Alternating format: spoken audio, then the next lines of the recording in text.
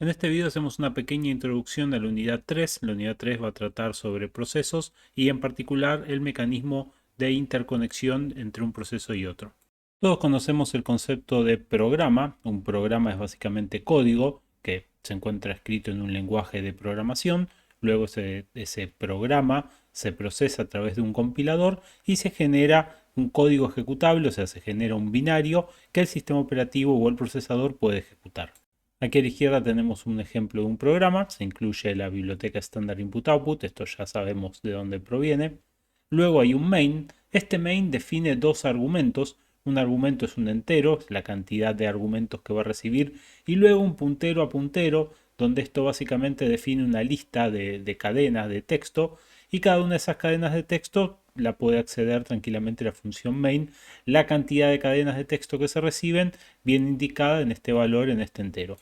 Lo que es seguro es que el sistema operativo cuando llame a la función main le va a pasar algunos argumentos al programa que está corriendo y el argumento sub 0, o sea, el primer argumento que le pasa, va a ser el nombre del programa propiamente dicho. Así que este programa lo único que hace es inicializa el main, imprime el nombre del programa propio que se está ejecutando y luego termina.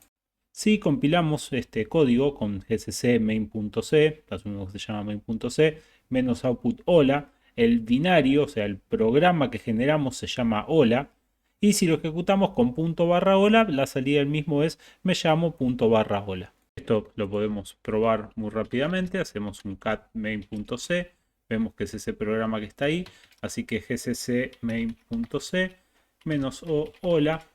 Y ahora si hacemos un file hola, vamos a ver que es un binario que se puede ejecutar, así que punto barra hola y nos dice me llamo hola, así que aparentemente funciona. A la derecha tenemos otro programa un poquito más complejo, acá se incluyen un par de bibliotecas más, el main también tiene argumentos, luego se lee desde los argumentos un valor que es un string, se convierte a un entero y eso va a ser un número de segundos que se espera que se pase por argumentos al programa que se va a ejecutar. Luego el programa va a llamar, va a indicar qué cantidad de segundos está esperando con un printf y luego va a llamar una función sleep. La función sleep lo que va a hacer es, va a demorar la ejecución del programa en ese punto, en esa instrucción, la cantidad de segundos que le estemos pasando por argumentos, luego imprime un mensaje gracioso y se va. Si escribimos este programa dentro de un archivo main2.c, lo podemos compilar, le vamos a poner como nombre espera y ahora lo vamos a llamar punto barra espera con 10 y esto va a esperar 10 segundos, se va a quedar frenada la ejecución del programa durante esos 10 segundos y cuando retome va a terminar la ejecución del programa. Ahí vemos que termina. Y ahora, si volvemos a ejecutar este programa, le damos una espera un poquito más larga antes de ejecutarlo, lo siguiente que voy a hacer es, voy a correr una lista de procesos que se estén ejecutando en el sistema. Y vamos a ver que aparece este programa que se llama espera. Ahí estamos esperando 20 segundos. Con psaux lo que hacemos es imprimimos una lista de procesos y vemos que aquí aparece aparece en la lista de procesos ese programa espera que está corriendo. Si ahora, luego de que termina de ejecutar, yo vuelvo a correr la lista de procesos, esperamos a que termine de ejecutar, ahora desapareció de la lista de procesos ese programa que se estaba ejecutando. Y esa es justamente la definición de un proceso. Un proceso es un programa que se está ejecutando. Si es un programa que está compilado pero que no se encuentra cargado en memoria y ejecutando, es solamente un programa. Cuando se está ejecutando en una computadora, el sistema operativo lo clasifica como un proceso. Y los procesos tienen atributos que podemos conocer de ellos. Por ejemplo, repitamos esto que hicimos con espera y veamos cuáles son los atributos del proceso este de espera que se encuentra acá.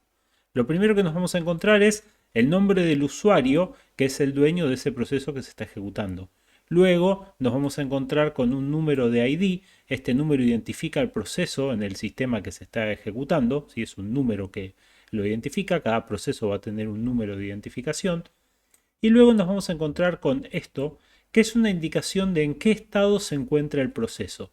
Vamos a ver que como este proceso que estábamos ejecutando se encuentra en espera, o sea, estaba haciendo un sleep, entonces está en estado de espera, de sleep, de estar dormido. O sea, no está haciendo nada, está solamente esperando tiempo y el sistema operativo eso lo reconoce ya que llamamos a la función sleep y lo identifica como que está en espera. No está haciendo uso de la CPU mientras está esperando. Está solamente esperando que se le venza el tiempo de sleep y luego va a retomar y bueno, va a terminar la ejecución. Ahora, notemos que para saber cuál es la lista de procesos, ejecutamos este comando ps espacio aux y esto también es un proceso propiamente dicho que también tiene un usuario, también tiene un ID y también tiene un estado. Y el estado de este, como se encuentra ejecutando en este momento, es running, es estoy corriendo. Entonces vemos que los distintos procesos tienen distintos atributos que los identifican.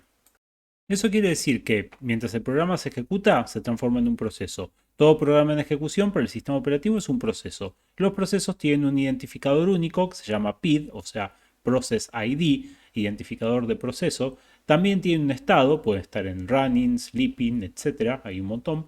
Y cada proceso tiene un proceso padre, el Parent Process ID. Este es el identificador de quién fue el que lanzó el proceso. Y en nuestro caso, obviamente, va a ser un shell porque lo disparamos de un shell. Pero si un programa llama a otros programas y los ejecuta, bueno, podemos rastrear quién es el padre en una en un árbol y podemos llegar a saber quién fue el proceso que inició toda una cadena de programas que se encuentran ejecutando. En Linux, si queremos saber la información sobre un proceso, aparte de usar psaux, que es una forma reducida de ver todos los procesos en el sistema operativo, existe un directorio que es /proc barra el número de process ID y esto brinda información del proceso. Si en la terminal vamos a /proc y hacemos un ls, vamos a ver un montón de numeritos. Esos son los numeritos de los procesos. Vamos a ejecutar este comando espera, vamos a ponerle 40 para que tarde bastante tiempo. Nos vamos a fijar cuál es el ID de espera, que es 15.514, así que cd 15.514.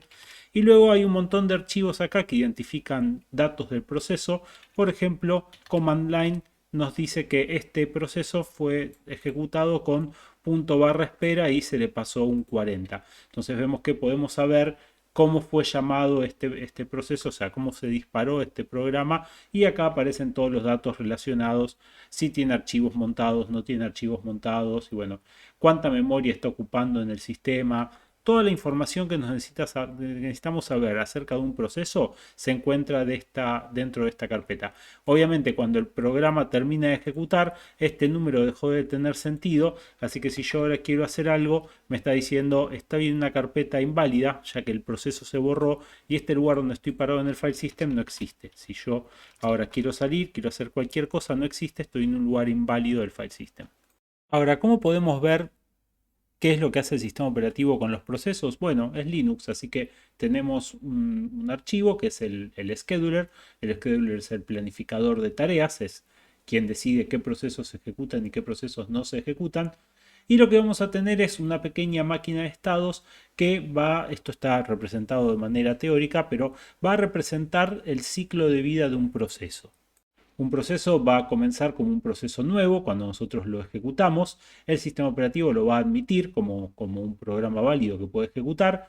Va a quedar en una condición que se llama ready, o sea, va a estar listo como para ser ejecutado. Nosotros lo vemos como que inmediatamente comienza a ejecutar, pero podría demorarse hasta que la CPU no esté disponible porque quizás hay otros procesos que están ejecutando. Y luego de que está libre, cuando toma CPU como para poder ejecutar, el sistema operativo le va a dar CPU para que pueda ejecutar, bueno, se produce lo que se conoce como un dispatch y esto empieza o sea, cambia su estado en la máquina de estado a running, como que está ejecutando.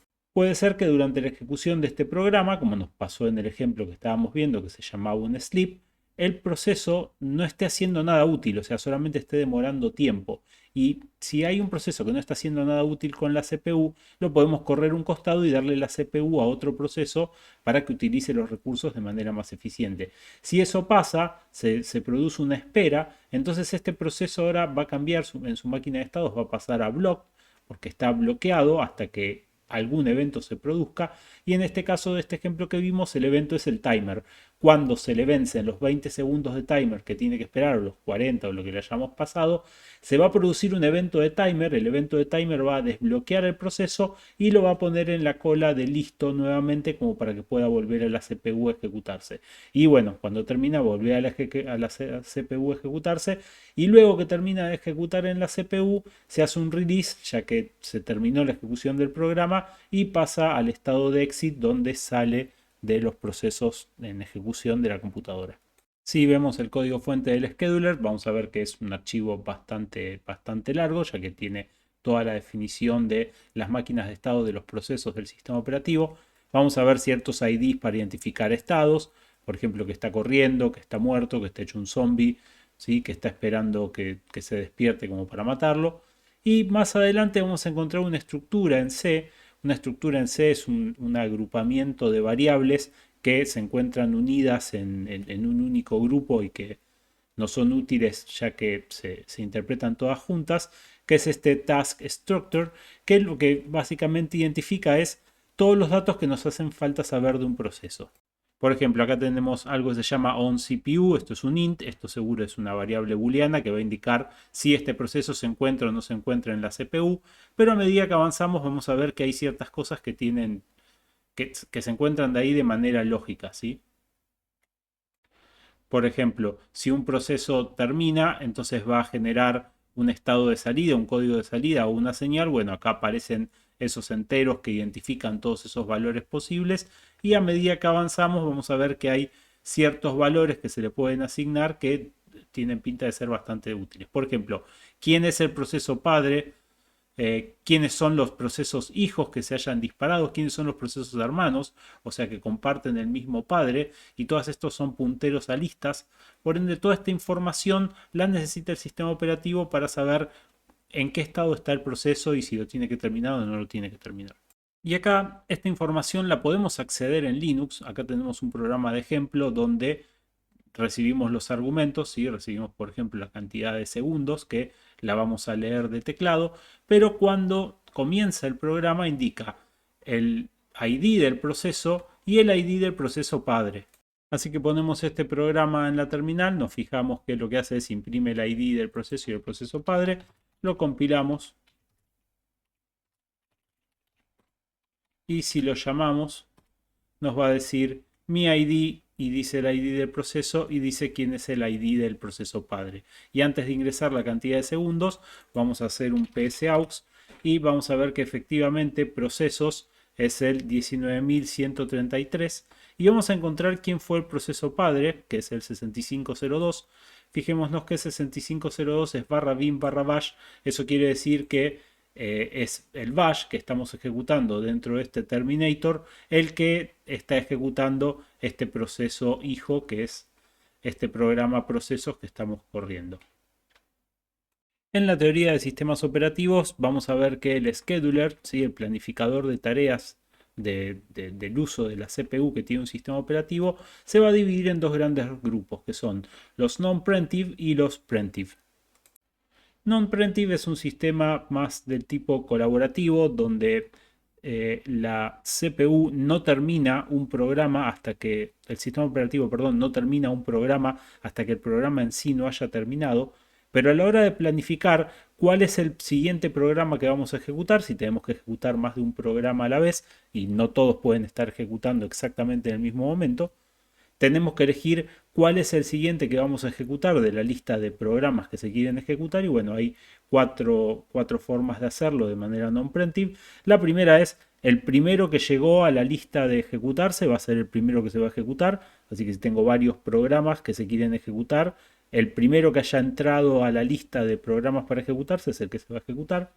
Ahora, si hay más de un programa esperando, yo puedo elegir cuál es el más cortito de todos esos programas, cuál es el que menos tiempo va a tardar, de forma tal de tratar de resolverlo rápido, sacarnos de encima los que son más cortitos y luego darle espacio a la CPU a los que son más largos. O puedo empezar por el proceso más largo de todos y no darle prioridad a los procesos que son más cortitos. O puedo tener una estadística de cuál es el proceso que menos tarda en ejecutar, no en cuanto a la cantidad de código que tiene, sino en que es muy activo en cuanto a la ejecución que tiene en la CPU, y si llevo esa estadística, entonces puedo elegir cuál es el programa que más me conviene ejecutar en base a esa estadística. La otra forma de manejar el planificador dentro del sistema operativo de los programas que van a entrar a la CPU es de manera preemptive. Preemptive quiere decir que de prepo el planificador del sistema operativo va a terminar la ejecución de un programa o la va a pausar para darle lugar a otro programa. Estos son los sistemas operativos modernos. Hace mucho que no hay sistemas operativos que no sean preemptive. ¿Sí? Los sistemas operativos non-preemptive han entrado en desusos. Pero bueno, tenemos que tener alguna estrategia como para saber en qué momento le cortamos la ejecución de un programa, lo ponemos en espera y le damos la CPU a otro programa para que tome su lugar. Entonces podemos tener una planificación por prioridad. Puede venir algún proceso más prioritario que otro, por ejemplo, un proceso de un driver que necesita uso de la CPU porque está interactuando con un hardware y tiene más prioridad que una descarga de internet o algo por el estilo. Entonces hay sistemas de planificador de tareas que son por prioridad. También, si tenemos de vuelta una lista de programas de procesos a ejecutarse, podemos elegir de todos los que están ahí, porque algunos ya se fueron ejecutando. Recordemos que la diferencia entre el non-preemptive era que el non-preemptive lo dejaba terminar, no frenaba un proceso que se estaba ejecutando, pero acá en preemptive nosotros podemos tener procesos que ya empezaron a ejecutar y que todavía no terminaron, pero que están demorados hasta que se ejecuten otros programas. Entonces, de la lista de procesos que quedan pendientes de ejecución, bueno, podemos elegir el que le quede menor tiempo, así ya lo sacamos de la lista. O podemos tomar la otra estrategia, podemos elegir el que más tiempo le quede, o sea, el que más instrucciones le queden, el que más tiempo necesite estar en la CPU, como para tratar de que avance ese lo mayor posible y no darle prioridad a los procesos más cortitos. O podemos asignarlos en forma de fila, o sea, en forma cíclica. Vamos recorriendo la lista de forma cíclica, esto lo conocemos como round robin, y vamos a ir resolviéndolos en un orden circular. No nos importa ni la prioridad, ni cuánto tiempo le queda, si sea mucho o sea poco. Y ya como para cerrar esta pequeña introducción a qué son los procesos, tenemos que tener en cuenta que ahora que el recurso de la CPU es compartido por varios procesos que se van a querer ejecutar, pueden ocurrir ciertas cosas. Por ejemplo, puede ocurrir lo que se conoce como starvation, ¿sí? O inanición. Se produce cuando un proceso nunca obtiene tiempo de ejecución. Vamos a suponer que el scheduler trabaja por prioridad y hay un proceso con muy baja prioridad y todo el tiempo tenemos procesos que son más prioritarios, entonces hay algunos procesos que nunca van a ejecutar en la CPU porque siempre viene un proceso con mayor prioridad. También puede ocurrir que si estamos ejecutando procesos más largos primero y tenemos un proceso muy cortito, pero hay muchos procesos muy largos esperando, bueno, ese proceso cortito nunca se va a ejecutar porque siempre tenemos procesos previos que son más largos.